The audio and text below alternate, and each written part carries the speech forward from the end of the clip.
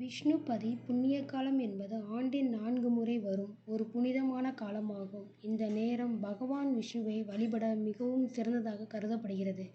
2025ஆம் ஆண்டிற்கான விஷ்ணுபதி புண்ணிய காலம் கீழ்காணும் தேதிகளில் வருகிறது. மாசி மாதம், வைகாசி மாதம், ஆவணி மாதம், கார்த்திகை மாதம். இந்த மாதம் ஆகஸ்ட் 17ஆம் தேதி விஷ்ணுபதி புண்ணிய காலம் வருகிறது. விஷ்ணுபதி புண்ணிய காலம் பகவான் விஷ்ணுவின் அருளை பெறுவதற்கு சிறந்த நேரமாகும். விஷ்ணுபதி புண்ணிய கால நேரம் காலை 1:30 காலையில் 10:30க்குள்ள பெருமாள் கோயிலில் கொடிமரத்தோடு சேர்த்து 27 முறை பூக்கள் கொண்டு 27 முறை பிரகாரத்தை சுற்றி வந்தால் பரிபூரணம் கிடைக்கும்.